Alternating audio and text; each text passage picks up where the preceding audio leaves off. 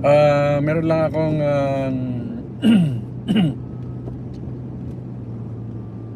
comments dito sa mga nangyayari dyan sa hearing about sa impeachment ni BP Sara Los Typhosit.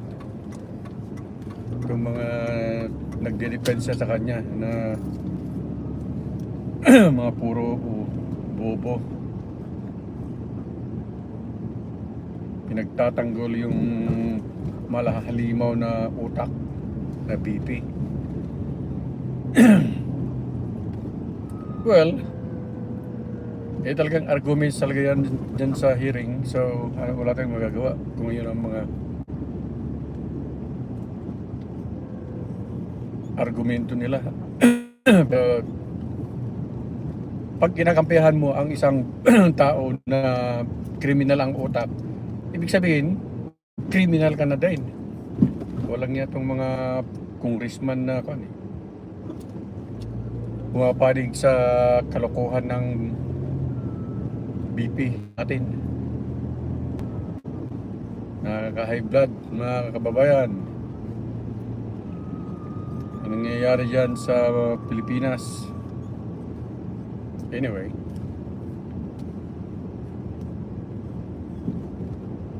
sana tapos na mamaya at para ma-impeach na. Hello guys, watching here in my Kamyanan vlog here in Los Angeles, California. Hirap pala magsalita-salita. Anyway, I'm going to my work, so I'm gonna put this like that now. All right.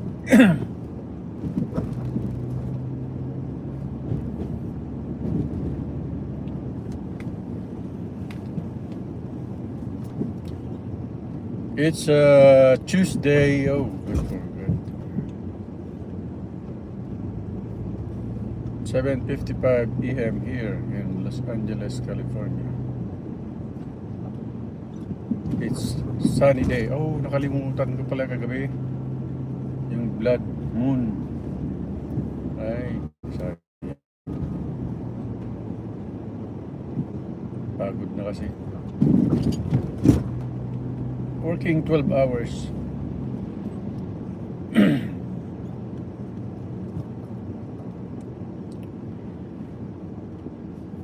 So, itong si Congressman Ropos Rodriguez at saka itong si Suntay na walang niya, manyak din palang gago na to eh. Sinasabi nila na walang basihan. Kung ikaw ay pagsabihan na papatayin, tatanggalin yung ulo ng presidente, wala lang yun. Ano bang klaseng mga tao mga to? Diba? Mga kababayan, kapag ikaw sasabihin, no joke lang. Ay, mga mukhang pera talaga mga tao na to.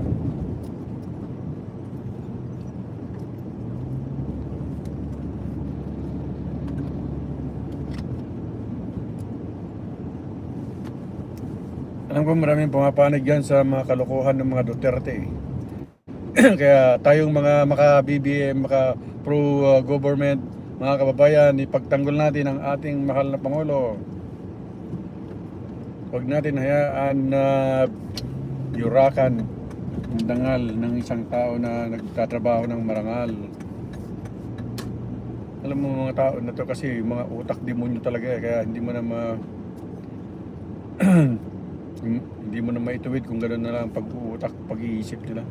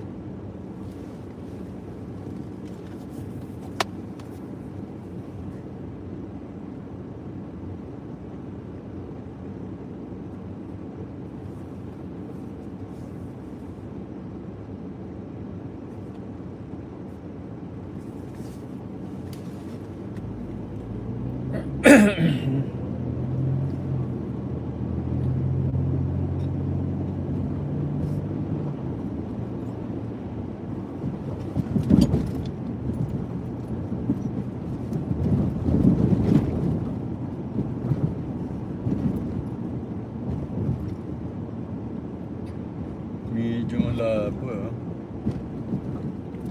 Kaya malabo lunasan.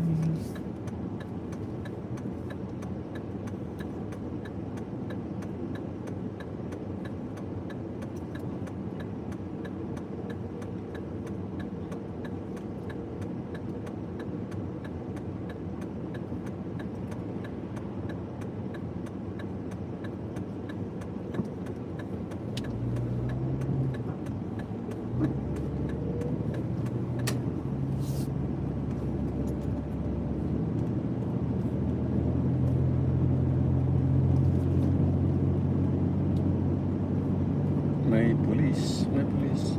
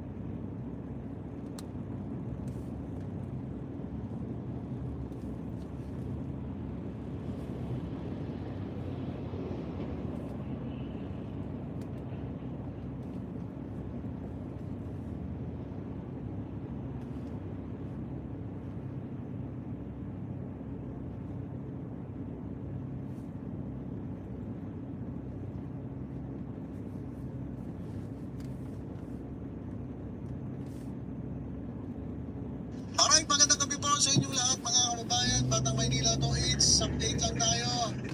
Dito kay Kong Iot mga kababayan. Dito kay Kong Iot 2.0. So ito mga kababayan, sabi ni Nyolo, itong kaibigan natin, si Nyolo. Si Nyolo Pascual. Si Nyolo mga kababayan. Sabi niya, eto raw si Suntay. Si Bong Suntay ay mayroong scientific name. Ang scientific name ni Suntay ay Maniacus Congressus Lugasus Libogen Oten.